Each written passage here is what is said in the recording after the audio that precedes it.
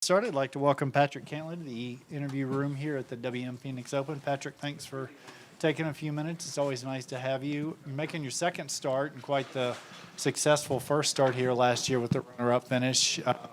Just a few comments on being back here for a second time, especially coming off of the strong finish last year.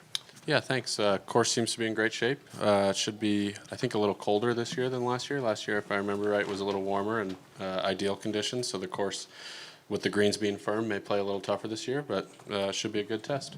Had you, prior to making your first start here last year, had you, I'm guessing, kind of felt it out from other players that have been here to kind of gauge what exactly this event is about? I'm sure you've heard a lot about it. Did it kind of live up to or exceed everything you'd heard about it?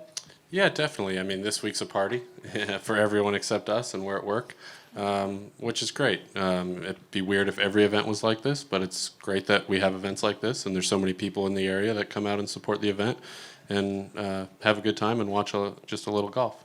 Okay, yeah, that's all right.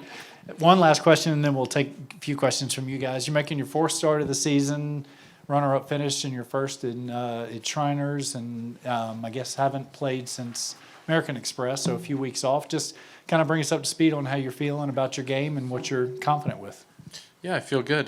Nice to come to a place that I've played well at before, and I'm looking forward to Riv next week to close out the West Coast swing. I always enjoy the West Coast, and yeah, it's nice to be back here and hopefully have a good week.